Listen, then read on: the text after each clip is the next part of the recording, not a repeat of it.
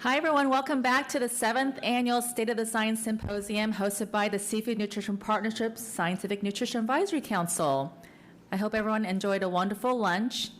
It was to showcase how we could provide seafood for kids and adults alike, and so you saw some samples of how we can serve delicious, sustainable seafood to our kids in school.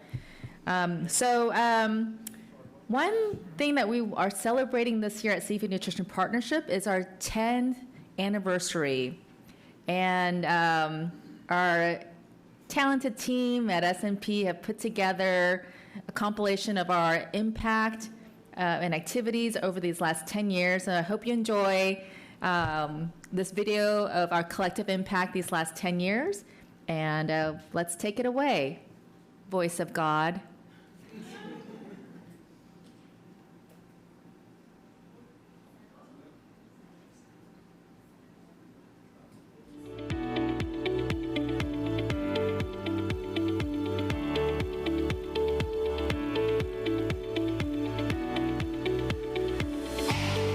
Helping the public with their health is vital, and seafood is a solution. Lisa Murkowski here, and I want to thank the Seafood Nutrition Partnership. Our nation has a strong seafood economy, and it's only getting stronger.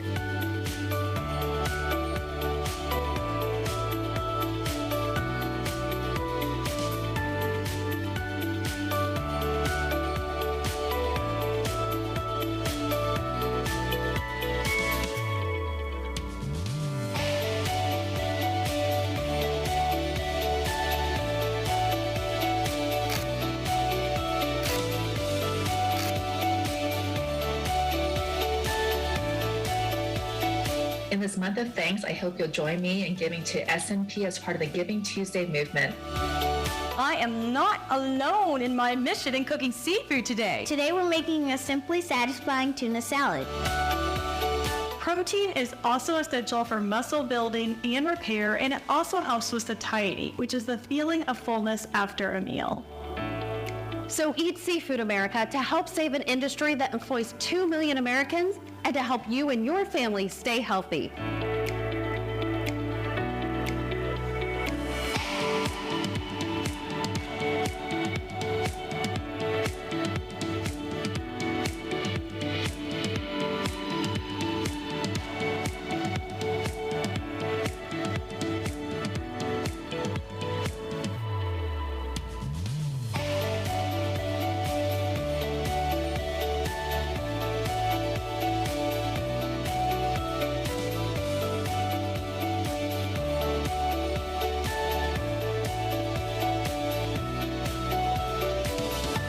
I appreciate this opportunity to discuss the importance of aquaculture. I'm hopeful that aquaculture in the United States will take one giant leap forward and seize this unused potential in our oceans. I want to thank you again for the work that you do to put healthy, sustainable seafood on the American table. This is a very exciting time for the seafood business as well as seafood in America. Consumption is up. People are learning how to cook it and prepare it more easily. The National Seafood Council Task Force is a great opportunity for small-scale fishermen to get together with large-scale seafood industry and to figure out where our commonalities are. Going down to the docks and picking out your own seafood directly from the captain and taking it home and cooking it with your family. I think we've lost that in our culture. I think it's really important to get that back. Thank you so much for supporting Seafood Nutrition Partnership's mission these last 10 years to inspire a healthier, happier, smarter America. We look forward to working with you on our next decade of impact.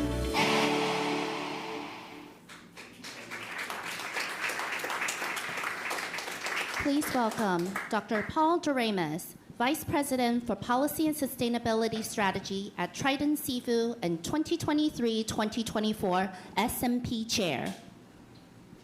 Thank you. Thank you. It's great to be here. Thank you, Linda, for bringing us all together, and thank you for leading S&P during this entire 10 years. We have been celebrating the 10th for S&P this year in a variety of venues, and it really has been remarkable, the level of progress and the building of community around this fundamental mission of bringing greater awareness of the health benefits of seafood to people and really elevating the place of seafood in our diet for all the reasons that you heard about this morning. And 10 years sounds like a long time. It's not. In this world, things do change gradually. We have a long road ahead of us. We have a lot of work to do in strengthening this level of awareness in varying communities, both here in Washington. We saw on this video many of our policy leaders, not just from the great state of Alaska with Lisa Murkowski, but also from the Gulf of Mexico and other parts of the country, talking about the value and the importance of seafood. It's in consumption, it's also in production. And I come from Trident Seafoods. We're on the supply side, and along with many of our other colleagues in the wild Alaskan seafood industry, helped through the Alaska Seafood Marketing Institute bring some of our product into onto your plates for lunch today. So thank you to ASME and to others who contributed as sponsors to this event and to lunch. Hope you all enjoyed that. And it is an interesting time for anniversaries, the 10th for SNP. Our company, Trident Seafoods, is in its 50th year of operations right now. And also on a more personal note, just on Sunday, my father turned 90. Big number. I tell him I think the job of every generation is to do better than the previous generation, so he's setting a high bar. You know, I'm gunning for triple digits now. But it led to a lot of reflection, and there was an interesting, kind of moment. We were enjoying oysters, and he said, "This is advice from your grandmother." And I was like, "How's that?" And I vaguely remember, but he kind of retold the story about how she constantly drove the message, eat seafood, it's good for your brain, it's brain food. We've known this for a long time. Seafood is brain food. It's in the lore, and it's in the evidence of a lot of dietary practice in different parts of the world, that a good diet, seafood rich, along with other characteristics, is good for your health. It's good for your heart health, good for your brain health. And it was wonderful to hear this morning the incredible record in science behind that fundamental awareness that we've known for a long time at a certain level, but not broadly enough. And that's what SNP is here to do, and that's what we're transitioning into in our afternoon discussion, to move from our analytical brains, if you will, to understanding rationally why and the scientific underpinnings, what the effect of seafood as part of a healthy diet is on people, especially young people, and connecting to people through a different type of science, the science of marketing, the science of communications, and connecting to people's emotions. That's what drives behavior. It's how people feel. And this is where SNP over the last 10 years has built some incredible expertise. This organization has done, I think, just a phenomenal job convening the science around seafood nutrition health, but also convening capability, and you're going to hear about this in just a minute, pulling together capability to think about how to influence people's behavior so they don't just hear the message, they act on it, and they change their consumption patterns. This is an extraordinarily important part of the equation. We're here at kind of a conference of the committed. We understand and we know this material. All of us are part of this outreach and communication agenda. We're going to hear about some tools today and some really phenomenal marketing work that's coming up that's centered around how people feel about seafood and how they interact and consider it as part of their lives and their livelihood, their health. But it's also, I think, something that requires that next 10 years of sustained effort to really change our awareness and our consciousness around food. We're going to hear from people talking about blue foods, about whole efforts that are out there to educate people about the health benefits and the environmental benefits of having seafood as a greater component of our national diet, if you will. So it's a great pleasure for me to introduce our next speaker, who comes to SNP just this year with great expertise in marketing and in communication, and is now the Vice President for Marketing and Communications for for us here. And this is stuff coming from industry that we are super, super excited about. There's a very broad industry partnership that's supporting this work and is pulling together in new ways different parts of the country, different species that we produce, different harvest methodologies. We're on the kind of supply end of the picture, right? Producing high quality, sustainable seafood.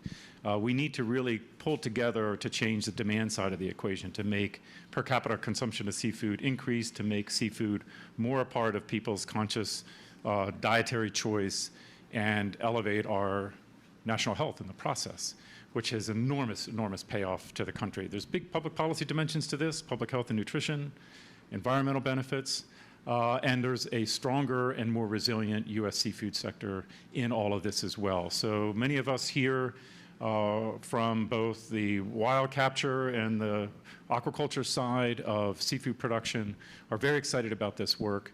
But we're really, as everybody here, I think, most fundamentally motivated by improving people's health and nutrition. Sarah Crowley is going to introduce to us what it's all about to make people fall in love with seafood. Right? Sarah? There you are. Are you using? Oh, I'm mic'd up. Thank you. Great. You guys can all hear me okay? Great. I'm Sarah Crowley, the VP of Marketing for SNP, and today I'm giving a sneak peek of our new National Seafood Promotion Marketing Campaign. I did give a sneak peek yesterday to the SNAC Council, and now I get to share it today with all of you. We are soft launching this campaign in October, so just a couple of weeks away. And so without further ado, I'll give you an update on our marketing campaign. And what just flipped around is the backdrop. One side has, of course, the SNP logo and our new tagline for our campaign, Fall in Love with Seafood. The flip side, this is the banner that we'll be using at the Fancy Show, reaching registered dietitians in October. I have the clicker, sorry. So off we go. So our new campaign is Fall in Love with Seafood. And the most important thing we wanted to do was make sure that we heard from consumers. What's the voice of the customer? What compels them to eat seafood? How do we reach them and get them to eat seafood at least twice a week? And so we did focus groups and we did online surveys of occasional and frequent seafood consumers. And we showed them several campaigns. And the campaign that really resonated with them is Fall in Love with Seafood.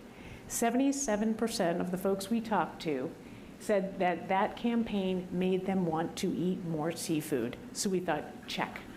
And we also thought that the bright visuals have stopping power. The majority of our marketing will be social and digital. That's how you reach people today. And we want creative that stops the scroll, that gets people to say, wow, that looks delicious. And then we want to make them smile a little bit. And so we have some cheeky headlines, and I'll be sharing more with you, but cheeky headlines that hopefully will, not only will they stop and say, I want that for dinner, but they'll smile and they'll remember this campaign, and they'll also say, again, I'm having shrimp for dinner tonight, or I'm having salmon for dinner tonight. And also, it has the ability to showcase a broad range of seafood.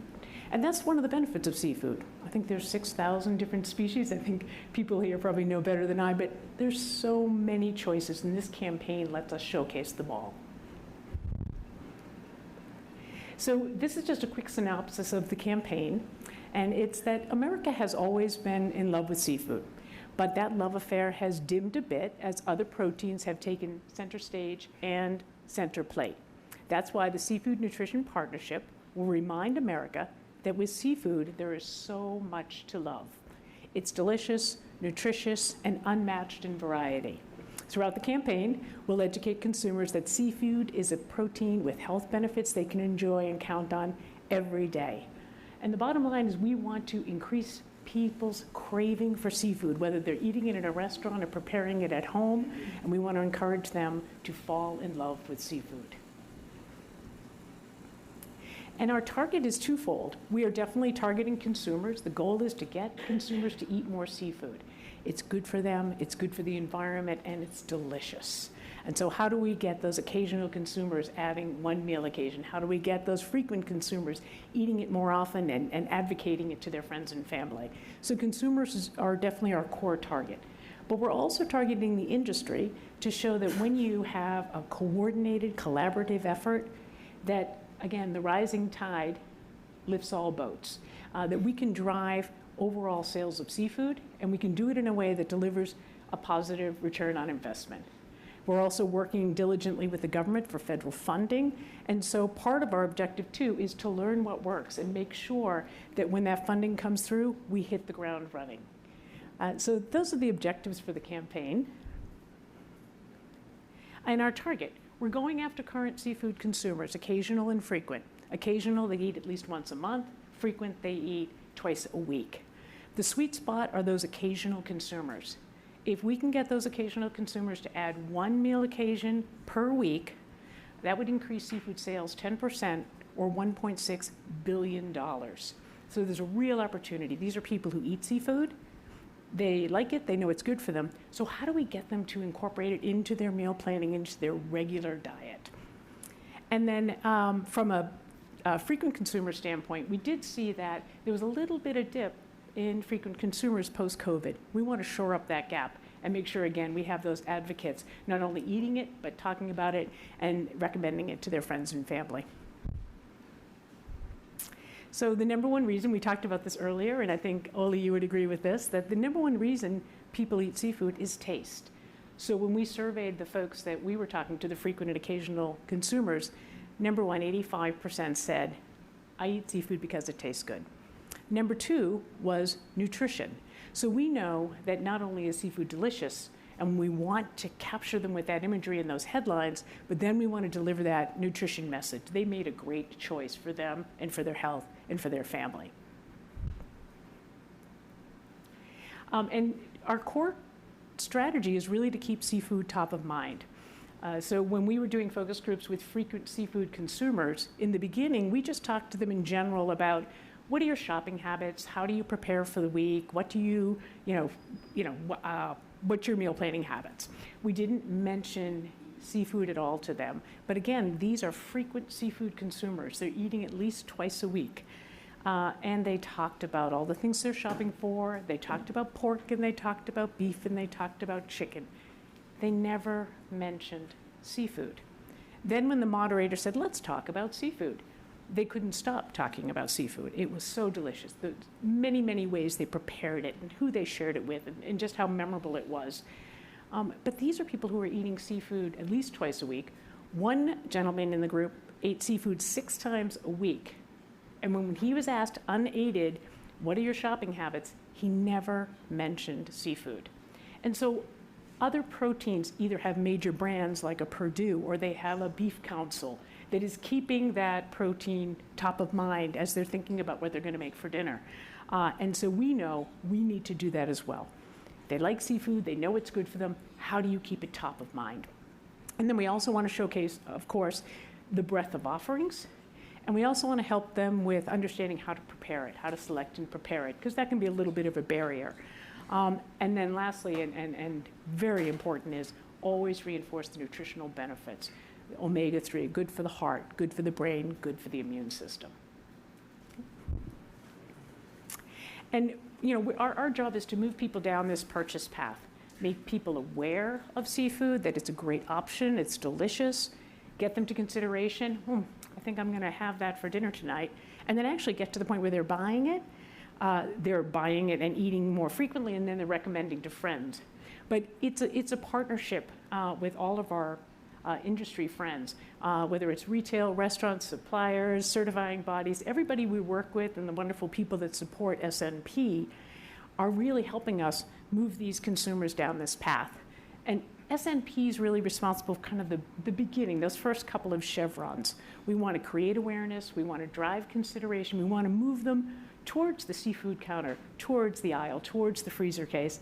But then we have to work with our partners to say, great, what programs do you have? Loyalty programs, shopper programs, whether it's Instacart or Chicory or whatever the program is that actually moves it into the cart or gets ordered off the menu. So it's really important for us to work with our partners And again, move people all the way down so that they're, again, ordering it or putting it in their cart. Okay, so the creative. Ba-ba-dum. All right, fall in love with seafood. Reignite an old flame. Oh, yeah. Yeah. Let's spice things up. You'll never forget your first crush. Let's role play tonight. Wow, wow. Things are getting hot and steamy. And this is the sign over here, fins with benefits. And then this is what a video would look like. And this might be playing on YouTube, or we will be putting it on Instagram.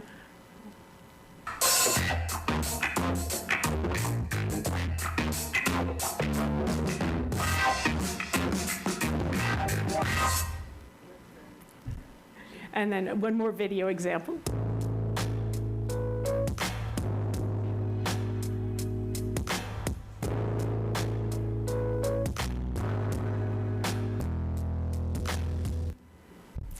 So that's the campaign. Oh, good. I'm glad you like it.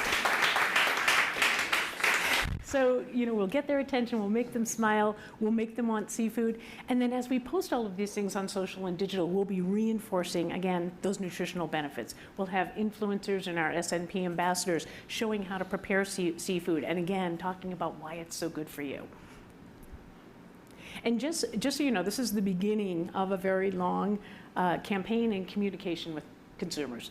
Right now we're in September, we're on the cusp of launching this in National Seafood Month. We'll be supporting with the social and digital. We'll be doing some cause marketing, mostly in the food service restaurant channel.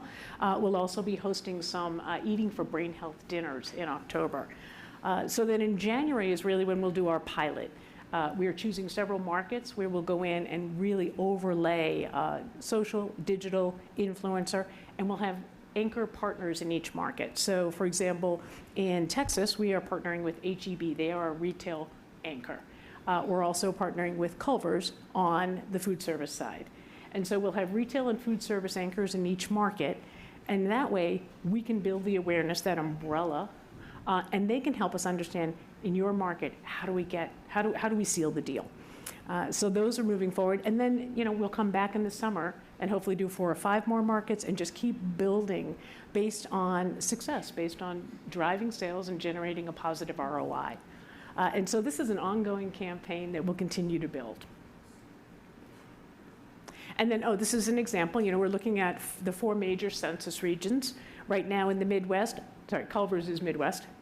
So in the Midwest, we have Hy-Vee as our retail anchor and Culver's as our food service anchor. We have HEB in the South. And then we're in conversations with Kroger in the West and a number of the other retailers and food service partners you see here. So in January, we'll have 2 to 3 markets where we'll be launching this campaign, and we'll make sure to measure that return on investment.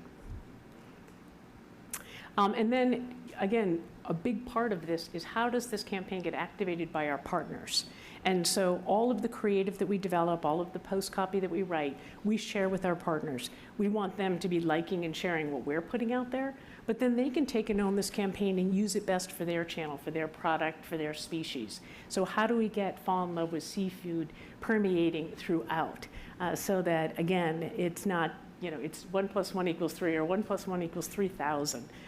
So we share a partner toolkit, which actually went live last week. And we'll continue to provide these assets. There are a lot of seafood companies and brands that don't have big marketing budgets. They may not have an official campaign. And we're saying, use ours. Use the SNP campaign and let's build this together. And that's the campaign. Okay. Great. Okay. Thank you. Yeah, I was just going to introduce, do you want to introduce the afternoon, the panel? Sure. Are you, I can't remember, are you doing that too? Oh, yeah, well, I can do that, sure. I'm going to take the afternoon off. You deserve it. Okay, so this afternoon we are talking about consumer outreach. So I started with the campaign, and we're talking about shifting diets towards seafood and blue food. And so we have a few wonderful speakers coming up to talk about that, including Dr. Maya Maroto, who is on our board, as well as Lauren Couchois and Jennifer Bushman, who will be coming to talk to you. And then afterwards, we will be doing Q&A. So write down some questions, challenge them. And now, Dr. Maya Maroto. Ooh, I love that. Is that part of the campaign as well? Yeah, thanks, Do Maya. we all get those? Well, thank you all so much for having me back. It has been such an amazing day. I absolutely loved the Science and Human Health panel this morning. I was taking notes and writing down. I'm like, oh, I've got to change my talking points because there's all this new research. But I'm so delighted to be here to share a little bit about food as medicine and precision nutrition, which are topics that you may have heard of. They've been getting a lot of media attention. And these are areas where I think seafood has a huge opportunity to reach many more people who are in need of the health benefits of seafood. So to give you a little background on me, I'm a dietitian, vice president at FoodMinds, and I'm the lead of the Food as Medicine and Precision Nutrition team at FoodMinds. So let me advance my slides. There we go. So this is just a little smattering of headlines that I gathered as we monitor the media landscape around these topics of food as medicine. And as you see, it's really everywhere. You can't open a newspaper without seeing an article about this or hearing about an event happening at a major university like Tufts. Seems like every day there's something new in the news about these topics of food as medicine and precision nutrition. And one of the big reasons that this has been so elevated is, as we know, we're coming up on that 1-year anniversary of the White House Conference. And within Pillar 2 of the White House Conference, there was a charge to the nation to integrate nutrition and health into healthcare systems and health management. So, as a dietitian, we kind of, we're like, that's what we've been saying forever. Nutrition is a critical part of the healthcare journey, but now there are big, big dollars behind this and a lot more momentum to get healthcare payers, to get doctors, to get retailers on board to actually cover food as a part of the medical journey. So you can see some of the big names here on the slide that are investing millions of dollars into the food as medicine arena. A corollary topic, so I'm covering both food as medicine and precision nutrition, which really takes food as medicine kind of to the next level. And this is where you may have seen on ads for different companies where you can send in a blood sample and then they'll tell you back exactly what sort of dietary pattern you should be eating. And many of us said, I don't know if that's legit.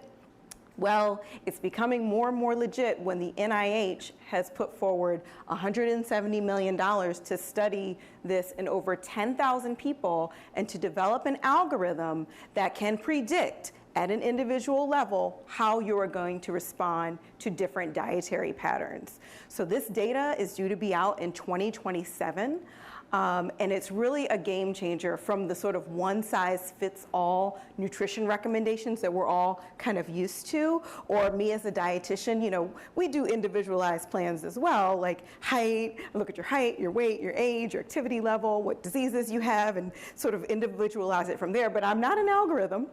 So it's going to be getting a lot more specific in terms of what nutrition recommendations are coming out for each individual. So not just trending on a national stage, it's trending at FoodMinds as well. When I joined FoodMinds a little over a year ago, we organized ourselves into these thought leadership areas where we're able to deliver insights to our clients across the food sector in these different areas. And when I joined, there was that pink bubble at the top wasn't there.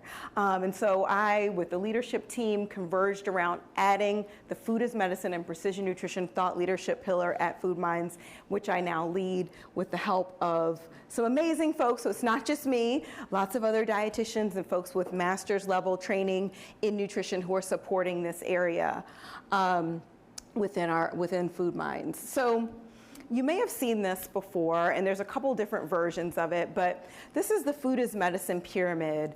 And we're usually, used to thinking of nutrition more on the prevention side at the base of the pyramid and thinking about, things, support systems like SNAP or food stamps and WIC, as well as emergency food systems, emergency like food pantries and those sorts of resources, as well as population level programs like school meals and things of that nature. They're not really meant to treat disease. They're meant to, keep people healthy and hopefully prevent it. But now, as you see, the priorities for funding are moving towards the top of the pyramid. So whether that's produce prescription programs where, a doctor, it may be screening patients for food insecurity as well as a nutrition-related disease, and then giving them a voucher or a card that they can take to their local retailer to buy certain foods. And one of the things that I find pretty interesting in the food as medicine conversation, as I've been attending these conferences and having these conversations, is that food is kind of the least talked about element of food as medicine. And oftentimes, food is shorthand for fruits and vegetables, which are healthy foods, but as we know in this room, there are other foods as well that can be really health promoting, such as seafood. And so, I think this is a big opportunity for the seafood industry and for, seafood advocates and researchers to be contributing to this conversation.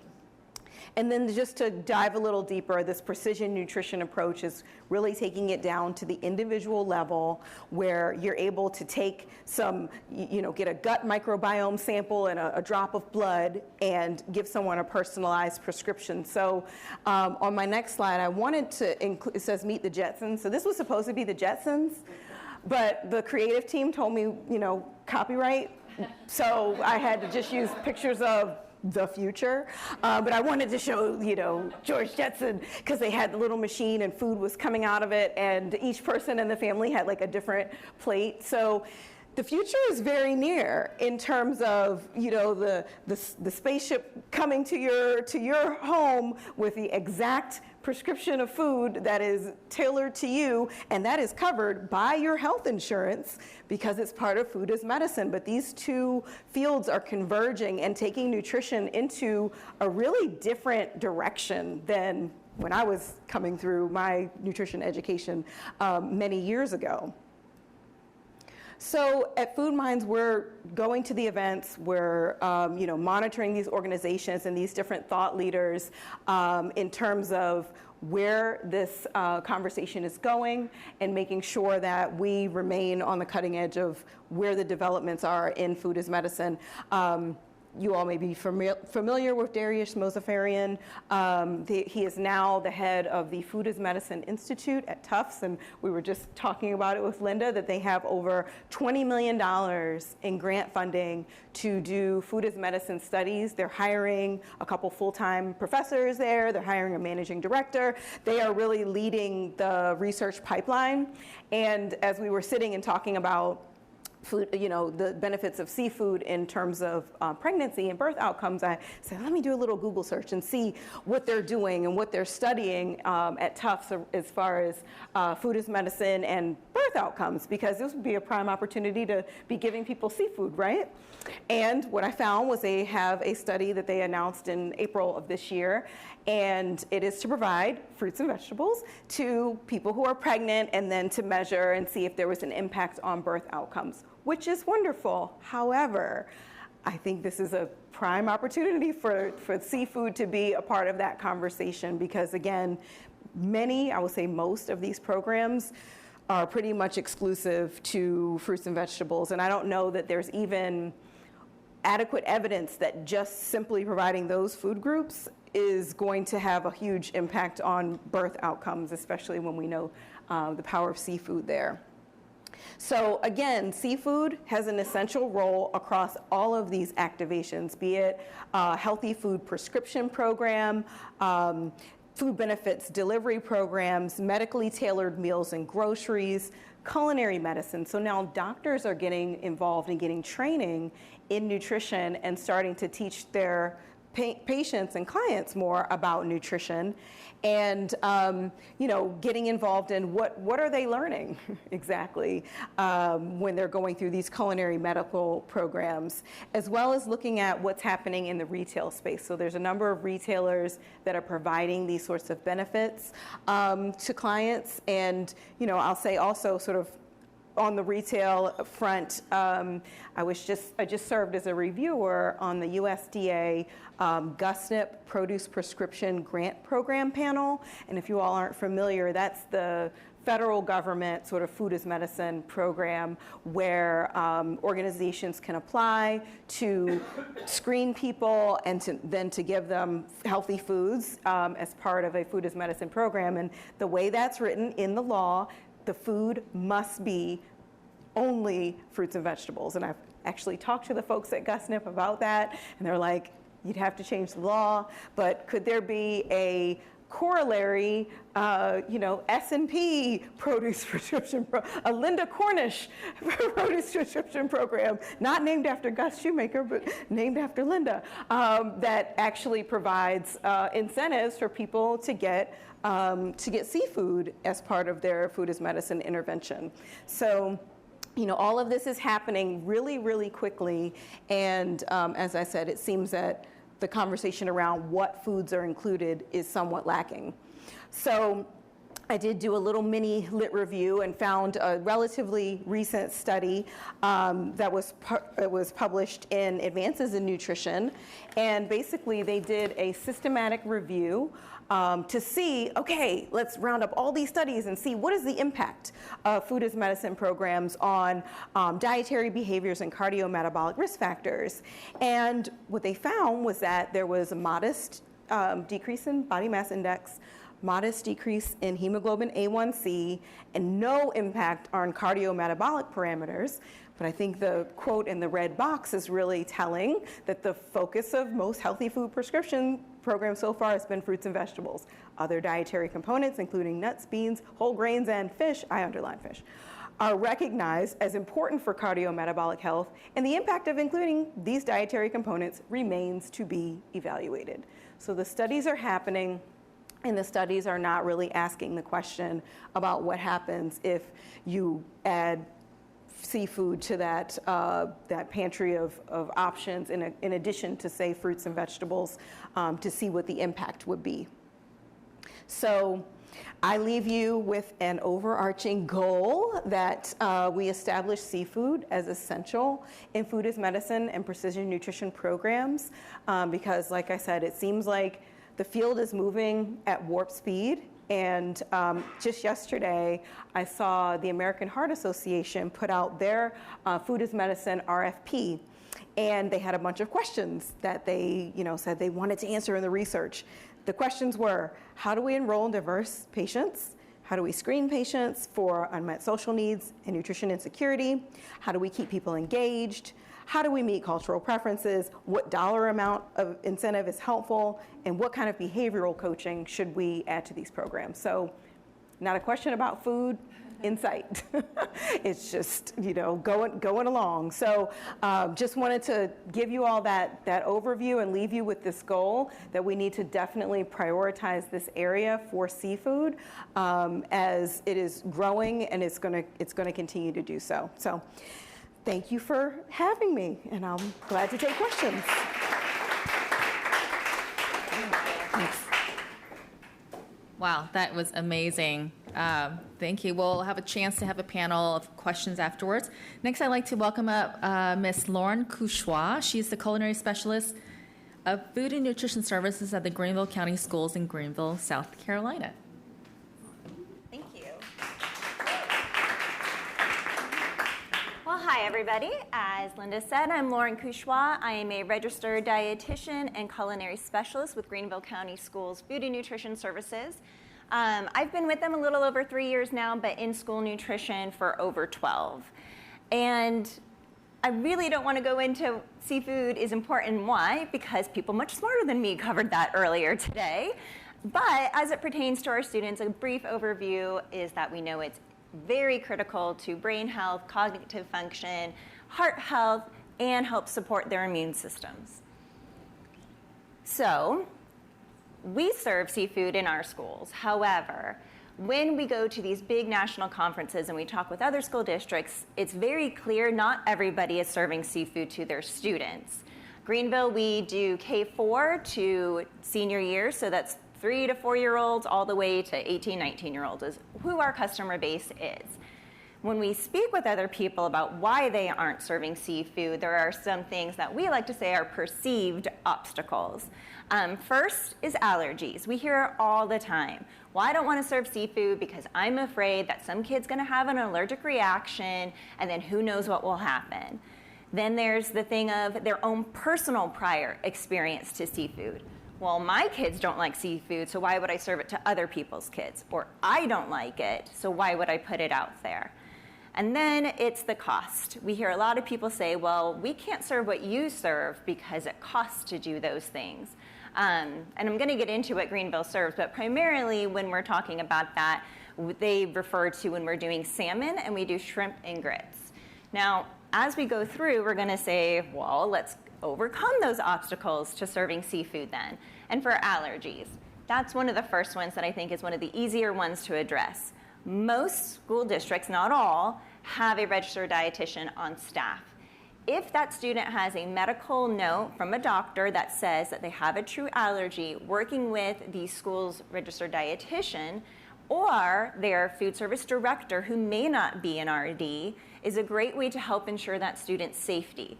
Furthermore, that then needs to transition into training in the kitchen so that our staff members who are working with these foods know what to do to prevent cross-contamination, to make sure that they're serving the right things, and so that we're doing everything we can from the top of the communication line all the way throughout service that that student is safe. Now, prior experience with seafood. Sometimes I think we forget that we're not always the ones eating, right? So, and I'm talking about the school nutrition world, when we're prepping meals and we sometimes get like really crazy ideas of all the fun things we want to do for them. And then we go down to the student level and they really prefer things that are a little bit more simplistic, which is great. That's an easy way for us to expose them to other foods. But we really have to ensure that when we're doing or cooking those products, that we are cooking them correctly. We take our job very seriously as understanding that we may be a child's first experience with any given food. I remember when USDA started to implement Healthy Hunger-Free Kids Act, and then we had our subcategories of vegetables we had to serve within a week, and red-orange was a category, and it was for that tomatoes, carrots, sweet potatoes. So we went with sweet potatoes. How many students had never seen a sweet potato whole in their life? And as I believe it was Dr. Mortensen had said earlier, the whole fish as well, right? There are a lot of things that our kids are not being exposed to understand what food actually is or where it comes from. Now, as a school nutrition professional, and that we do sometimes give our students the only nutritious meal they may have, they may be going back to families and homes where they're not getting that same type of nutrition. We really hold that as a high responsibility to not only provide them with nutritious food, but nutrition on a plate means nothing until it's consumed. So it needs to be presented in a way that is appealing to the students and tastes good as well. And then cost, right? That's the other thing that we hear of as a perceived obstacle. Well, I don't know if all of you are following. I'm not going to knock any industry, so I won't say other proteins, but other proteins, they're getting incredibly expensive. I'm sure you all see that even when you go just to the grocery store. Now imagine purchasing that product on a high industrial level. It gets very expensive, and we have to offer meat or meat alternates every day. Seafood is not one of the higher cost proteins. I think it just scares people because of what they perceive it to be. So we have to overcome those obstacles and educate everybody else, that, especially for us within our school nutrition industry, that those perceived obstacles are just perception. They're not really true. Now, serving seafood in Greenville County schools, we offer it twice within every 3 weeks. Our menu cycles every 3 weeks out. And we also offer a variety. And I think that's kind of one of the challenges that a lot of people don't think about when they're presenting seafood to kids in particular, is that we say chicken, and chicken tastes like chicken across the board. You say seafood, and not one fish or type of seafood tastes like the other. So we really need to be mindful of when we're presenting it to our students that we offer in a variety, and you call it what it is. We don't just put out seafood, it's shrimp and grits, it's fish pollock tacos, that we let them know you're not always going to get the same taste every time you try something with the label of seafood. About 40% of our students take seafood on the day that it is offered, and that's pretty big considering that all of our schools offer at least 3 different entree options every single day. And when seafood is put on the menu and presented properly to our students, 40% of them will take it. We also host special events. We do, I have listed on there shrimp and grits, but we do a ton of other things as well. The shrimp and grits one is one of my favorites, though, because I was at an elementary school where we did this, and our students came through, and they were like, oh, shrimp and grits? I've heard of this. My parents love it. And it kind of clicked for me that your parents are eating it, but they're not preparing it for you at home. So again, we are that first impression for some of our students. And it's also a perception, too, to some of the adults of what it takes to prepare those meals. I will get that when I go out to a restaurant, but I'm not going to cook it at home. But our students were thrilled about it, and we sold out of shrimp and grits. It was awesome. So that's one of our better, more fun type of events that we do. And we also look to restaurants and higher education for inspiration. This isn't something, I was just having this conversation at lunch, this isn't something where we're reinventing the wheel. We look for trends and what others are doing. So if we see that a restaurant is offering a new thing, or when a new fish sandwich comes out at the fast food restaurants, that's a target for us to then say, oh, well, if they're experiencing it out in the retail world and either at home or at a restaurant that they go to often, then they're more likely to try it with us. So we don't get crazy with anything. We just try to then reinforce what they're getting out in other aspects. One of the things that is really important to getting kids to eat seafood is to get them involved. We hold recipe contests with them. We have a big challenge. We have a food event called Euphoria. And our students across the culinary programs in our county get to compete for the best recipe. And every year, in the top 2 students, and we take our top 4, is always a seafood dish. It is awesome to see what they want to eat and how they would like to have it prepared for themselves. We also do surveys with our students and taste tests. The taste test thing, I was actually listening this morning, and I kind of had an idea of how I'd like to do, in particular, seafood taste tests with our students moving forward. And I was inspired by a wine taste testing. And not that I want to do that at the school. I work for a school district. But as that is the example, when you go to a wine tasting and somebody tells you what you were about to experience, you're like, oh, I taste that. That tastes good. That's interesting. Well, the same to me would be true for seafood, because again, not all of it tastes the same. I would love to do a table testing with our students and talk about the different types of fish and what it's going to taste like. Getting their mind prepared for what they're about to consume, I think would be a really interesting way to help them understand it doesn't all taste the same. And just because they don't like one type of seafood doesn't mean they're not going to like all kinds of seafood. Serving foods that are regional, I think, is a great way to get your students interested in what they're about to eat. I told my shrimp and grits story, but I'm sure in other parts of the country there are plenty of things that the students would be interested in. Another thing that you can do instead of shrimp and grits would be fish and grits. We did mahi-mahi and grits one time. We had a school where we knew we had a true anaphylactic, 2 students with true anaphylactic reactions. So mahi and grits was a great way for us to avoid their particular allergies, but still give them the experience of what a fish and grits dish would taste like. Gumbo, is huge in the South. Southeast in particular would be a great thing to do. Fish tacos, I love them, but it's not something I really experienced until my friend from California told me about them. And I grew up in Florida, but my friend from California came in and told me about a different type of regional cuisine that they were used to.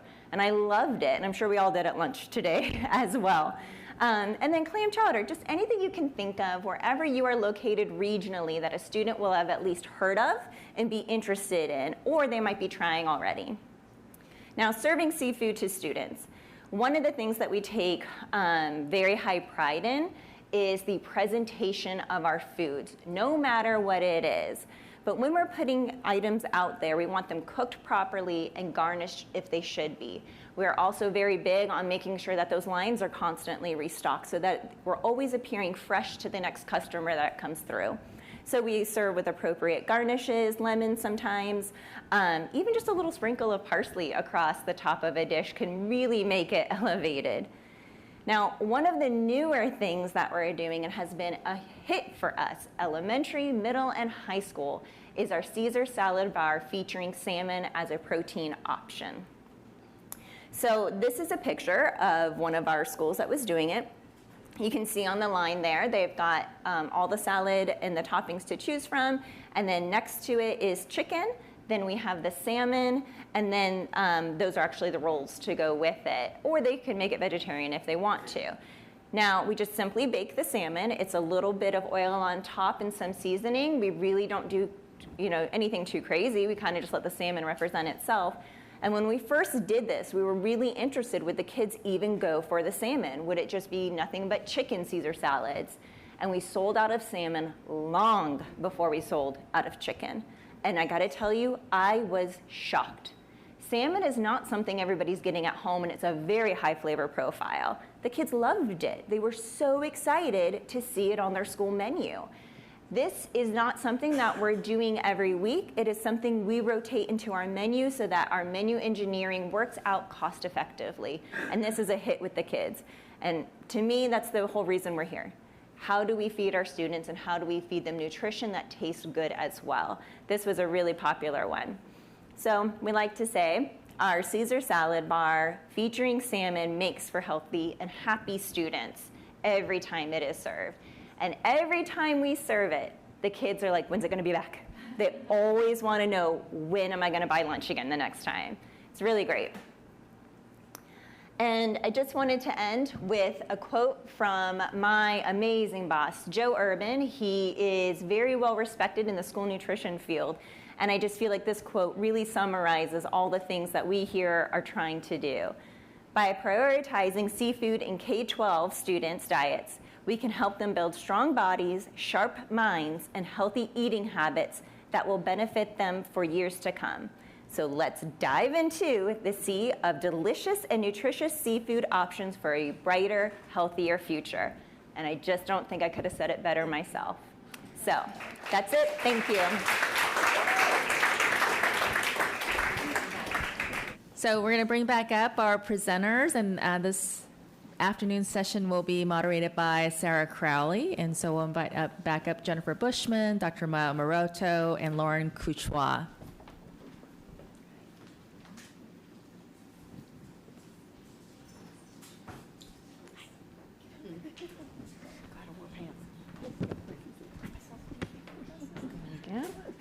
Hello. Hello. And I'm not sure, is this mic working? Okay, great. Thank you all very much. Your presentations were amazing. And I know there's probably lots of people who have questions, so I might start it off with a couple of quick ones, but then open it up. And I think that, Lauren, first of all, congratulations on everything you've been doing. Thank you. Also the amazing article today in Seafood Source. Just documenting everything and the success that you've had, and then hopefully you're again, creating a vision of what other systems can do and having seafood in schools. So that is just amazing. Well, thank you, and that is also the hope. And congratulations to Bill Hoffner, who is in the room and on that article with us as well. Is that better? Okay. Thank you, Bill.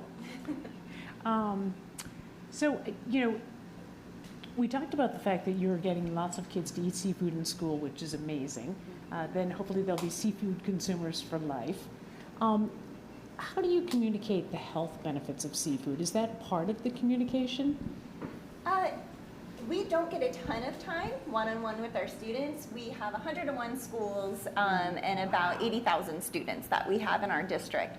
So we really take our job as the presentation of the food and potentially their first time experience with that food as our main sole responsibility. However, we really like to utilize social media to reach our parents, guardians, and community to help teach their students once they leave the school the health benefits, or when they get home, what that could also entail for them. We also try to work pretty closely with some of our, I think everybody knows STEM, but now it's STEAM teachers to help incorporate that message in the classroom as well. Oh, that's great. Now, are you getting a lot of feedback? Are you hearing from the parents about the program? We get a ton of feedback. Parents are not shy. We get honestly, we get a lot of great feedback. We're really, really fortunate. If you aren't following us on social media, we have Facebook, Twitter, and Instagram, Greenville County Schools Food and Nutrition. And it is a great place for us to market, not only for me, because I'm biased with the nutrition education side of things, but the meals that we're actually serving our students and showcasing that school food is not what it used to be whatsoever. And we're really trying to push that initiative nationally. And maybe you're actually having them create seafood at home when they weren't eating it before. I hope so. That would be great, yeah. That would be great. And Maya, I was really interested in everything you had to say about precision nutrition. Yes. And it's something I would love to do myself. And so if someone wanted to understand, like, how do I do that for myself? How do I create a precision nutrition plan that's individualized? Like, do they talk to their doctor? Do they talk to a dietitian? Like, how do they do that? Right now, I would say probably, should I use this? Okay. It was our Oh, you can, Okay. Right now, I would say you probably would strike out asking your doctor about that. There are a number of companies, and some of them have pretty reputable, some of the folks that were on my slides as leading scientists are associated with some private companies where you can send off a blood sample, get back results in terms of what is the dietary prescription that's right for you. When I was talking to the folks at NIH, I asked them what you just asked me. How do you parse through these companies and decide what's what? And their answer was, it's really hard because you don't know what their data is based on. Did they have a diverse representative sample that actually provides the results that will be applicable to you? So I guess it's sort of one of those, do your own research. Look at the names of the people that they're associated with, see if they seem like they're people who've published a lot in this area, and I guess try it out. I haven't tried it out on my own. I'm also a little attached to my DNA. I don't want to send that to just anybody. But go for it. Let me know how it goes. I'll let you know how it goes. Now, did you mention that the NIH was doing something in 2027 that might help standardize? So they're doing the study now, and from when I talked to them, they're expecting the results to be public in 2027. And the cool thing is all of their data will be publicly available. So other groups can use that data, unlike a company where their data is going to be all proprietary and under wraps. All of that will be in the public domain for other researchers to use. So that's amazing. Great. And everything that you showed us, Jennifer, was so inspirational. I can't wait for the series to come out. I was glad towards the end when you talked about how you were creating toolkits and lesson plans for schools. And can you talk at all more about what that will be? And I think that some of the stories, especially Talia and their story about engaging the students and Philadelphia, how other people can emulate that and how you get that message through to more kids. I mean, I think that's one of the most important things, because we, as Lauren was talking about, we're not raising a generation of kids, particularly in North America, that want to crave these foods and think about, wow, I just want to have that seaweed today, right? But they are starting to eat for climate, and I mean, there's a lot of hope around that. I think just just how opinionated and sort of inspired they are by that. We're really lucky. So, in most of these big series, you hire an impact agency Our impact agency is called Picture Motion, which is Brian Walker and the team. He was head of DEI for Disney and a number of others. They worked on the impact campaign for Citizen Ash, which was sort of spiriting more tennis playing, and they've done a lot of work like in schools around other topics. We will absolutely be going out and talking to different parties in our ecosystem to build that toolkit out, but they really then will provide the backbone and the structure to get it out. I can't say with whom, but it'll go that we already have a partner obviously connected to our distribution arm that will take that and then run with it.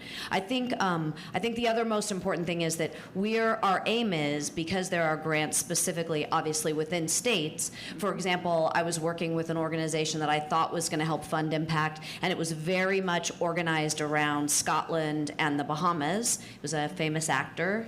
Start to get that, who that might have been. And he wanted to specifically work on the water in aquaculture with women when he passed away for his foundation. So there are those opportunities, like helping the Caribbean Women in Aquaculture group to be able for us to do that and help fund it through amplifying their work.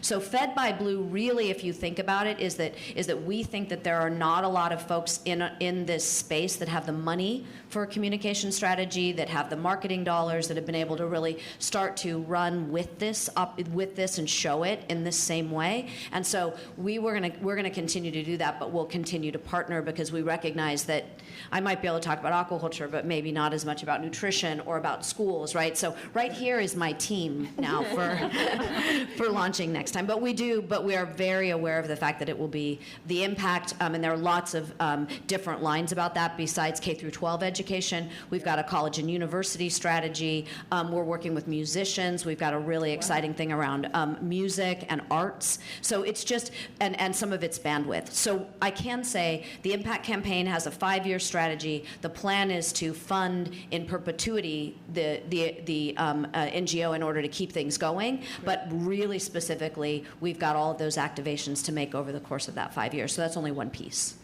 Well, that's great. I love that it has so many legs. Lauren, I have a question for you. What advice would you give a school district, the food service director in a school district who wants to introduce seafood, maybe has met challenges, and I don't know, again, it might be financially, it might be that people are just set in their ways. Yeah. What would you tell them? Like, how do they start that ball rolling? Honestly, for me, it's not so much that it starts with the food nutrition director. It starts with our brokers and our manufacturers, and we are a client of Trident, so you guys are fantastic. But they're not always the ones that represent themselves. They have brokers that come and represent them. And I have a very specific story when I was in Florida where a broker sat down with me and went through their whole line of catalog of what they had to cover, and they went, well, I know you guys don't really like seafood, so I'm not going to even cover it.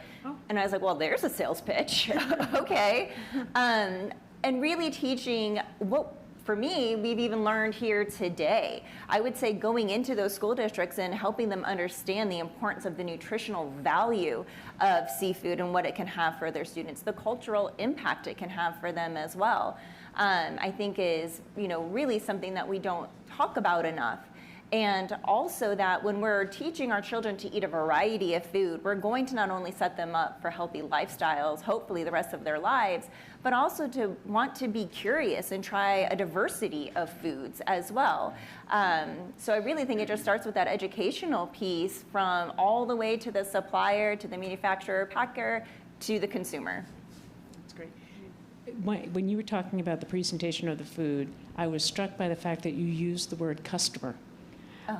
When you said it should look great and appealing for the next customer. And I love that mindset that these students weren't just a gaggle of 8-year-olds, but that you view them that way. Well, they are our customer. They can choose to eat with us or not. And even the gaggles of 8-year-olds that come in are very well informed these days. So we want to treat them as educated consumers that can choose to not eat what we're serving on a day-to-day basis. So we love our students, we love our customers, we want to treat them well. That's fantastic. Great, and I think the Food is Medicine initiative, which is growing, expanding so quickly, and you talked about the challenges of having medical professionals understand it, embrace it, and actually be giving food nutrition-based prescriptions.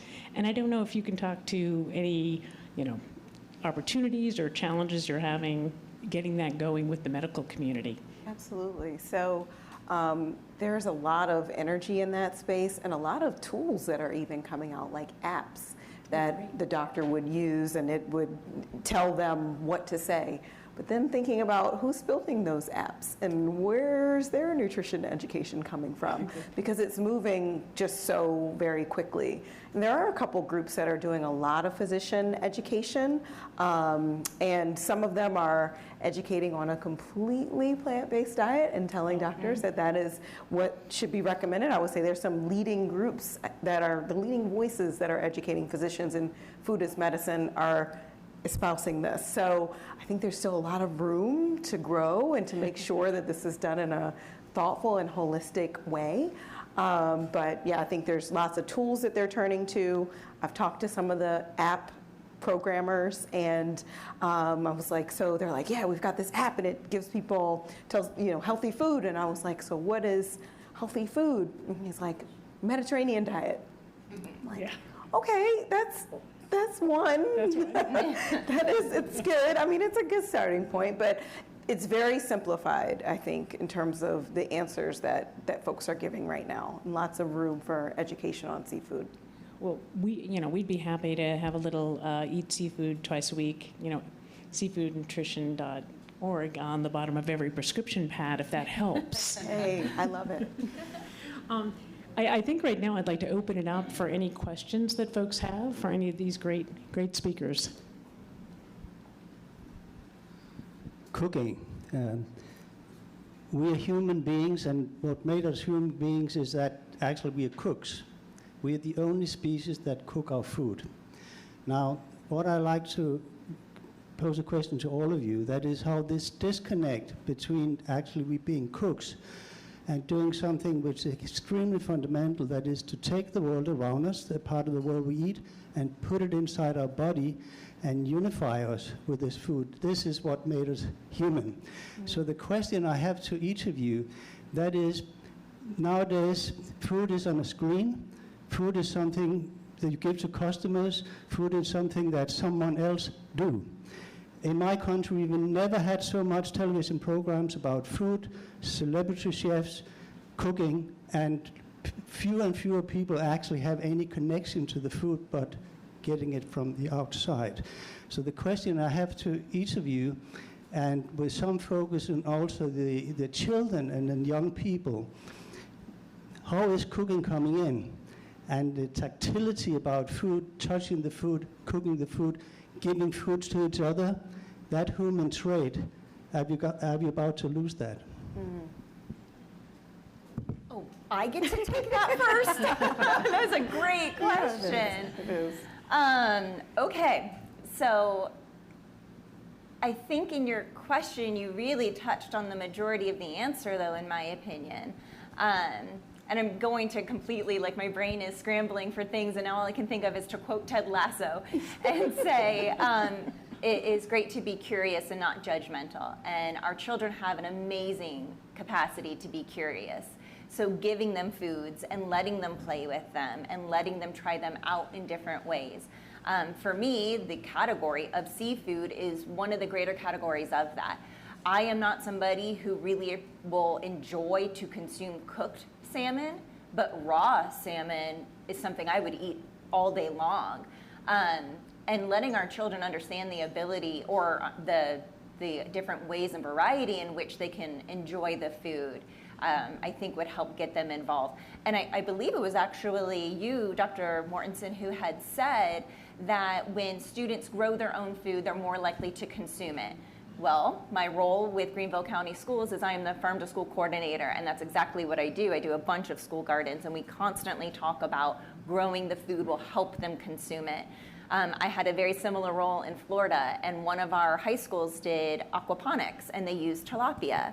And it was really, really cool, but they got that through a USDA grant where they had huge pools of tilapia to farm to help fertilize the plants. And then they actually did Tilapia Fridays, where once a month they had a big call of that group, and they sold that fish to the community. for those students, it was an amazing way for them to understand the start of the food to the end of the food as well. But I just don't think that there is anything as significant as a hands-on project. And so I hate to say, like, you gave me the answer, but letting them understand it, play with it, try it, be tactile, I think is a huge part of the actual consumption process. Yeah, and I'll add that on the food as medicine front, when it comes to the way many of these programs are rolling out, people are getting a box of produce dropped off at their house. They're going to have to cook that. So it's giving people experience with food in a more tangible way than I think a lot of other nutrition interventions, which are just education-based. So I do think some people are getting more experience with actual cooking. If you're giving people a voucher that they can use and swipe a card and buy certain foods at the grocery store, they're going to have to go home and cook them. And they're also rolling out recipes and education to sort of surround all of that so people have what they need. I was actually looking at a lot of states are rolling out these Medicaid waivers. So Medicaid funds can be used in, I think it's 5, it might be more states right now, to purchase, to give people food. And I saw that many of them also cover pots and pans, because people, you're giving them food and they might not actually even have the equipment to cook it. So those states are also providing people not only with food, but with equipment to cook it. And then lastly, I was on a call yesterday with a group of dietitians with the Academy of Nutrition and Dietetics, and one point they kept coming up was people with different disabilities. Sometimes cooking is not always accessible to everyone. So some people might need that shortcut of a meal that is just simply microwaved because they might not have the ability to deal with food in any other format. So I think food as medicine kind of addresses all those different levels. So. I mean, I think you've got to be proud of the sort of 360 view that they've all brought, because every single one of these has a cooking component. I've written 5 cookbooks. Andrew has 6 million followers on social media. He's one of the most prolific cooks in the world. We've got Bart Van Olfen, who's on our advisory board, who did Fishtails, which is the tinned line. He's Jamie Oliver's advisor. So I think we are sitting here saying we have a cookbook coming out, and it wasn't easy to get people convinced in New York, large-scale New York publishing companies, to have an international cookbook published called Blue Foods, and they're excited about it. Because remember, blue has been this debate. I was just at Climate Week and UN Global Compact, and everybody's debating, is that something, even a term we should use? I can tell you that in television and in publishing, they're stoked to own the category, and they love having something different. So I think that you can be assured that we understand these foods have to be delicious, they have to be nutritious, they have to be accessible. I was on QVC last Saturday and sold 10,000 packages in 7 minutes of salmon hot dogs. Nice. So, and we cooked them. Nice. So I'm just saying, like, Middle America paid $49 for 3 packages of hot dogs with shipping, free shipping included, and they bought them. So I think we're there. Now, are we reaching? And we have to be aware of where the market is. That's our reality, is there's a lot of content out there. We are content rich. Are they embracing it? And are we meeting them where they are in order, again, to change consumptive behavior? I think that we're saying we don't know, but we're going to die trying. That's great. Norman, I think you have a question. Question for Maya. You were talking about how food was defined by law in this area. You talked about as fruits and vegetables mainly, or excluding non-plant food, I guess. So how did that, do you know how that came to be? How could that, who did that? That's specific to the Gus Schumacher Nutrition Incentive Program, Produce Prescription Grant Program. So in that program, it's considered a food as medicine sort of initiative by the federal government. I guess we'd have to track down Gus Schumacher. I think he's passed away. To figure out, I don't know exactly how it got written, but that's the way that program is written. And it's also excludes frozen. It's fresh fruits and vegetables. And so they're, it's a good program. It's a good start. But I do think there's room for other programs that include other foods to help promote health. So. I mean, that's not unusual either with content underwriters. I had a meeting with a private private individual, very, very wealthy, multi-billionaire, and they'd always been underwriting a particular type of film series. And I say I've been on 1,000 first dates because, you can't ever get somebody to marry you on a first date, and you end up asking them for money, all kinds of inappropriate stuff on a first date. And I was like, no, you're a cookbook writer, you have this incredible brand, you have the wealth to be able to underwrite all of these regen ag films and these foundations, and you live in an area where she could literally look down the valley and onto the coast and see the oyster farmer, and she did not understand, couldn't get the concept that maybe there was something that was contributive that those foods from water were. And I never got a call back from her. So there is a lot of that narrative, and I think that but there are those slowly but surely that are starting to do that work. And again, I will say, I'm not at Sundance Film Festival because I'm gonna sell a lot of blue foods, but what I'm selling is the communication in the room.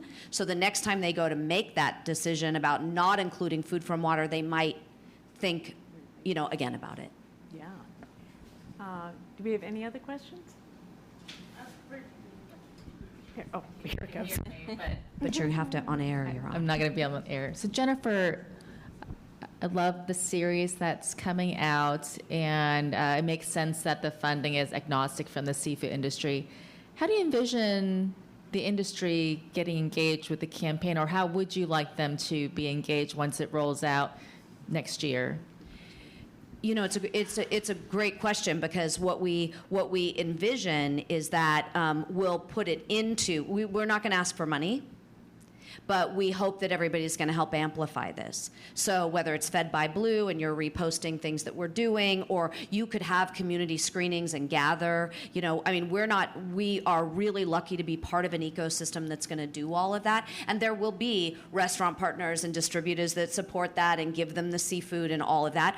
In our events, we're going to be, even at our premiere, we're going to have blue foods. We're going to try to sort of sprinkle it around so everybody's getting a little bit of love, so we don't look like we're leaning towards one company or another.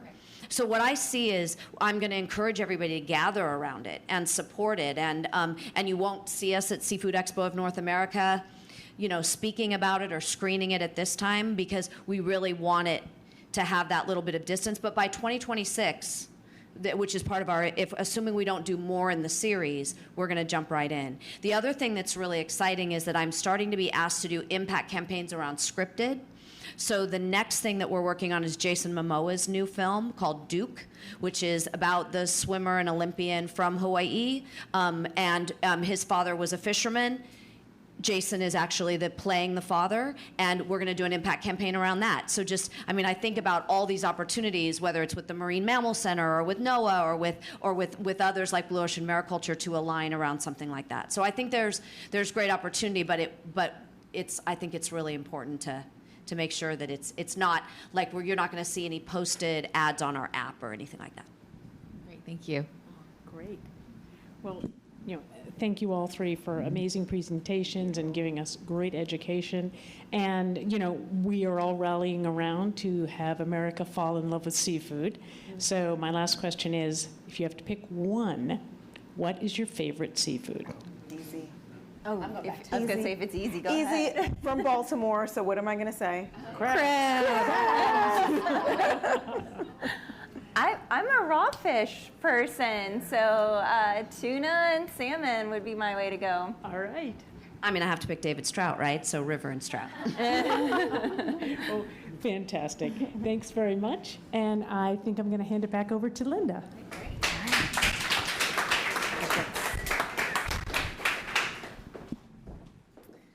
Wow, that was amazing and just so impactful to hear from the afternoon's speakers. We have a challenge ahead of us to support a healthier, happier America and world. And our mission at S&P has been to inspire that, where all of us can go out there and share the story of how seafood is healthy for people, planet, and our future food security. And I just want to share that Dr. Brenna has always reminded me that our work, the ultimate goal is for a more peaceful and just world. Because if we're smarter, we can engage with each other on a more civil level. If we're happier, we're going to enjoy being around with our neighbors more. And healthier allows us to go farther more. And I found that today is recognized by the United Nations as International Peace Day, September 21. And it's an honor to be with all of you here today to talk about how we can move collectively forward a more healthy world. So I think let's take that moment and really think that we are making that movement forward just a little bit more with the UN. So before, for those here in the in-person event, we will have a networking reception with more wonderful seafood prepared by our wonderful voice of God, Sandy Davis, who has produced a wonderful event today.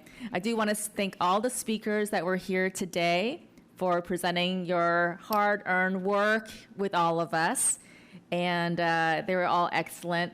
Our sponsors today, and they're all on our website. I recognized them earlier as well. It's National Marine Sanctuary Foundation, Alaska Seafood Marketing Institute, Glacier Fish, StarKist, and also our several sponsors are, Chilean Salmon Marketing Council, Global Organization for EPA DHA, and Pacific Seafood Processors Association. I want to thank the board, our Science Council, ambassadors, all of our partners that are here today. And I thank you all for being here in attendance personally. I know it's a little bit of traffic to come into DC, but also I know some of you have flown in for this as well. So thank you for your dedication to coming in here. And next year we will celebrate our 8th annual again here in DC, and we'll plan also a special dinner. So look out for the save of date. So we'll be able to celebrate in a larger way more about blue food and seafood and our health. So thank you so much for being here today.